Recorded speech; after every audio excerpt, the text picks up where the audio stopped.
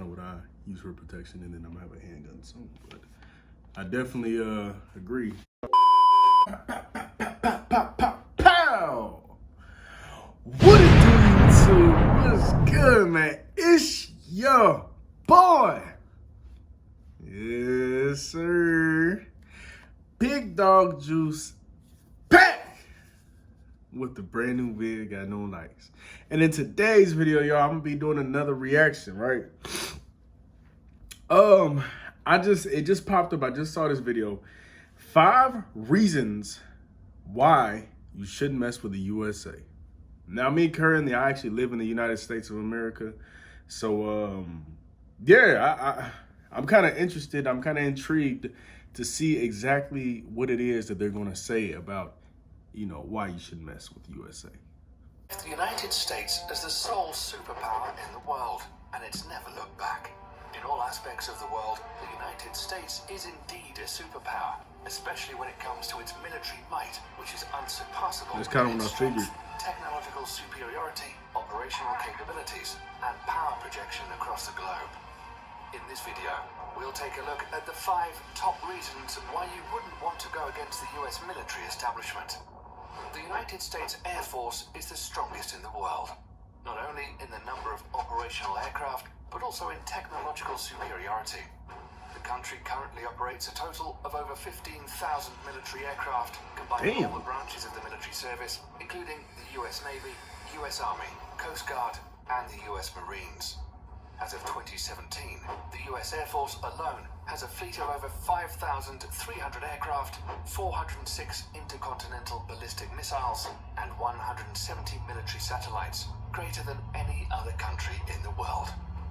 The USA has the number of stealth aircraft designed to be silent killers and untrackable by the radar defense systems of most countries in the world. Some of these stealth aircraft include air superiority fighters, such as the F-22 Raptor and the F-35 Joint Strike Fighter, heavy bombers, such as the B-2 Spirit. In fact, the United States... That B-2 Spirit look dope. And they said it's stealth. Neared this technology in the 1980s with the introduction of the F-117 Nighthawk stealth attack aircraft. Stealth aircraft are designed to avoid detection using a variety of technologies that reduce radar reflection from ground, sea, or air-based radar antennas, thereby reducing its radar cross-section, or RCS. This revolutionary technology allows a 5th-generation aircraft, such as the F-22 Raptor, with a max takeoff weight of 83,500 pounds, to have a radar cross-section of just 0.0001 meters squared, about the size of a bumblebee. What? What's more insane A is bumblebee. that the massive B-2 bomber also has the same radar cross-section as the F-22 Raptor. Thus, it becomes extremely difficult to track stealth That thing look aircraft. dope. I would love to ride If the one. enemy spots them on their radar scopes, it's a whole other story to successfully track them and register a missile kill. The whole idea behind this technology is to break the chain in which a conventional surface-to-air missile defense system works. It's the same reason countries like China and Russia are also hard at developing their own stealth fighter, the Chengdu J-20 and the Sukhoi Su-57, respectively. These aircraft will allow the US Air Force to assert its air superiority over any battlefield of the future. And we all know that control of these skies is the biggest decider in any war. Most definitely. The next reason why any country going to war with the US military should think twice is because of the strength of the US Navy and its dominance over the world's ocean, especially the Navy's supercarriers. The US Navy currently operates 11 nuclear-powered Nimitz-class supercarriers, which is the largest aircraft carrier fleet in the world.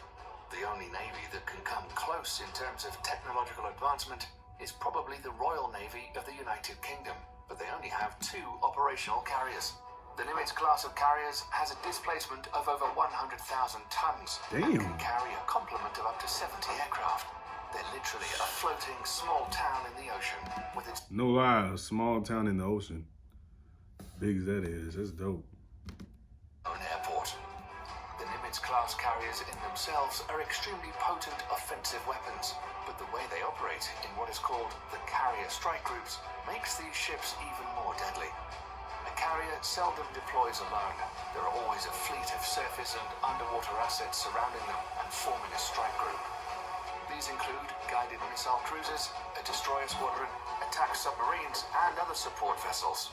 Together, they project the power of the carrier and at the center of the group forward towards the They rolling enemy. deep with the While squad. the carrier is carrying out its offensive role with the use of its air wing, the other ships are responsible to protect its flanks against any enemy attack.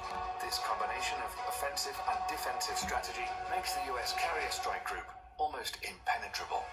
The United States Navy maintains 9 such carrier strike groups, 8 of which are based in the United States and 1 that's forward deployed to Japan. For over 50 years, this has been the principal element of US power protection, and the Nimitz class of supercarriers are at the center of it all. Despite this, the US is currently in the process of developing a new class of carriers called the Gerald R. Ford class, intended to replace the Nimitz class ships.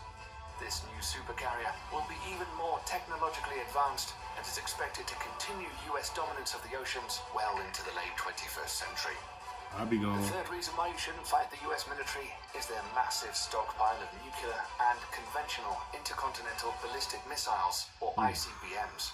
The ICBM plays the role of the land leg in the US nuclear. Now I know that them nuclear bombs are something crazy, bro. Crazy. I want to see what they say about this. Along with the Trident submarine-launched ballistic missile, SLBM, and nuclear warheads carried on long-range strategic bombers. ICBMs are launched from ground-based missile silos, achieving high suborbital spaceflight, approximately 1,000 miles above the surface of the Earth. The body of the missile then separates from the warhead, which re-enters the atmosphere and free falls to the assigned target at hypersonic speeds. Damn. The US military currently operates 400 ICBMs from its base in Wyoming, Montana, and North Dakota.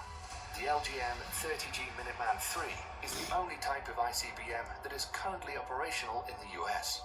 The Minuteman III family of ICBMs were first developed in the 1960s as a response to the Soviet nuclear threat. Throughout the Cold War and beyond, these missiles have undergone constant modernization. In the last decade alone, the US military has undertaken $7 billion worth of upgrades. The rocket propulsion engines. So that's where my money's going. $7 billion. Whew. Propellants used, the guidance system, and even the flight control surfaces have all been refurbished. The upgraded missiles are completely different from its 1960s counterparts, except for the shell. These state-of-the-art improvements and modernization programs have kept the Minuteman III system operational for over 50 years, with improved reliability that supports the missile's remarkable 99% alert rate. Man. Ad. Is to make college easier because students have a lot on Sorry, Coach. Plates. Like Harper, an econ major who piles on the pressure. Grammarly can help her stress less. This term paper's gotta be great. It's a third of my grade. Skip. Start. The latest versions of the missiles have a range of over 8,000 miles, which is greater than the diameter of the Earth at 7,917.5 miles. They can carry multiple 330 kiloton nuclear warheads, which is 20 times greater than the bombs dropped on Hiroshima and Nagasaki. Damn. Not only that, each of these warheads can be assigned to different targets. I know Hiroshima, man. That was some serious shit right there. So we said 3 times. Whew. Independently. The technology is called Multiple Independently Targetable Re-Entry Vehicle, or MIRV, and was first developed for the Minuteman III family of missiles. So any country messing with the United States will have to deal with this awesome arsenal of firepower, which can be launched at a moment's notice. If it weren't the ICBMs or the stealth fighters raining fire down on you, it would be precision-guided munitions, or better known as smart bombs, or PGMs, instead. This is another big reason why not messing with the US military is a good idea. All branches of the US military use smart bombs in some forms or the other. These weapon systems are designed to be precise and hit a specific target with maximum efficiency. These bombs are so effective that during the First Gulf War, PGMs comprised only 9% of weapons fired, but accounted for 75% of all successful hits. So 75% of the hit, but only 9% were used. Okay. There's no play game over here. Then, for the US military at least, the days of normal artillery shells and unguided bombs It's are over with. long gone. Nowadays, the military uses PGMs from air, ground, and sea. Precision-guided munitions come in various forms and use different kinds of technologies to achieve precise hits. A large majority of PGMs use the Global Positioning System, or GPS, of satellites to guide their trajectory to target. However, sometimes this becomes a problem, as GPS coverage is not always reliably available everywhere across the globe, or bad weather conditions can hinder operations.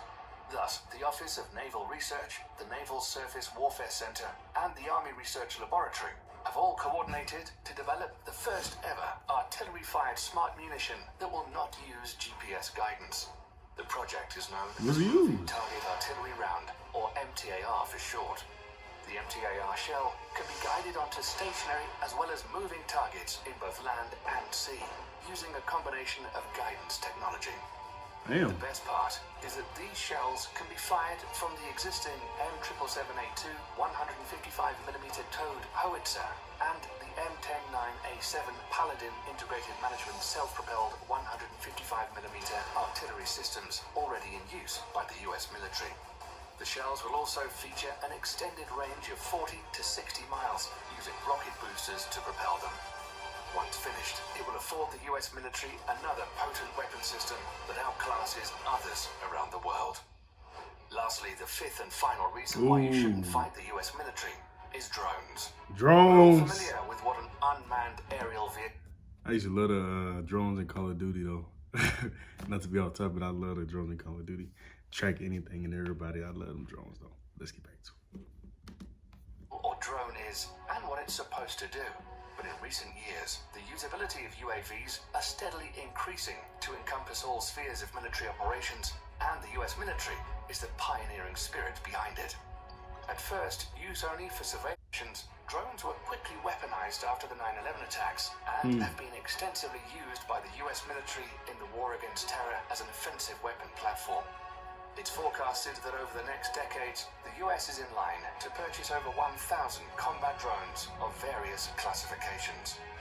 Some of them, like the Lockheed Martin RQ-1 Sentinel and the Boeing MQ-25 Stingray, are already in the final stages of development, and once finished, will provide the US military with state-of-the-art platforms capable of multi-role operations, ranging from attack missions to aerial refueling. Drone technology has reached such heights today that a single UAV can loiter miles above the surface of the Earth for hours, waiting for the target to show its head and sticking with impunity. Wow. This capability will allow all the services under the US military to reduce its dependency on manned platforms, thereby reducing the risks during future combat operations. These 5 weapon systems make the US military extremely dangerous for any adversary looking to get into a conflict with them. In a conventional warfare setting, it's almost impossible to beat the US military machine. That's why modern enemies of the United States are employing more and more asymmetric warfare strategies against the mighty US military. Despite that, US military juggernaut is hands down the most powerful military complex in the world today, and probably will be for decades to come. That's all we have for you today, folks. Thanks for sticking around till the end. If you like the video and want to stay up to date on cool military stuff like this, then click the subscribe. Well, I definitely respect that. I definitely see why the USA, as far as Air Force related, why you wouldn't want to mess with them. Well, with us, I guess you could say. I mean, that's the technology they have is pretty dope. I know me, for example, I just carry AR-15. So this is about the Bushmaster brand. I don't have anything, you know, specifically like a scope or nothing like that on it. It's all just bone stock. But, you know, this is kind of what I use for protection, and then I'm gonna have a handgun soon. But I definitely agree that But definitely though, y'all, for sure, I see now the U.S. is nothing to be messed with as far as the Air Force goes and everything like that. I didn't know they had such advancements in technology. That's what's crazy to me. There's no telling what all they have on there that they may have not even listed. So, yeah, y'all. But hey, everybody, it's your main man, Juice. And until next time, I'm out. Peace.